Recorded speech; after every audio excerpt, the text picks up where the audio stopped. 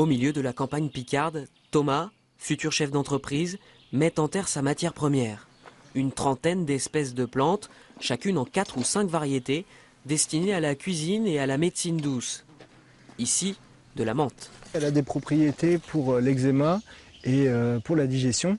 Et celle-ci, elle va être distillée pour faire de l'huile essentielle.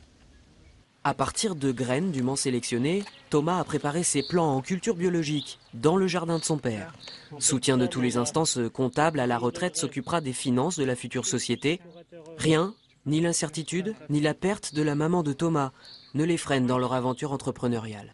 J'ai toujours grandi entre les plantes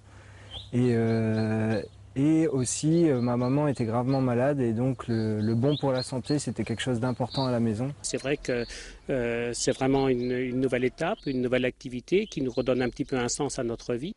Pour produire de l'eau florale et de l'huile essentielle, il faut sécher, distiller et connaître la chimie des plantes. Justement, Thomas est un scientifique. Diplômé en production végétale, il a travaillé au Canada, à Tahiti et pour le leader mondial de la transformation de plantes. Grâce à tout ça, moi je vais pouvoir apporter tout le côté scientifique que d'autres producteurs n'ont pas, notamment la sélection des variétés qui sont riches en principes actifs et je vais pouvoir garantir la traçabilité des molécules actives jusqu'au produit fini.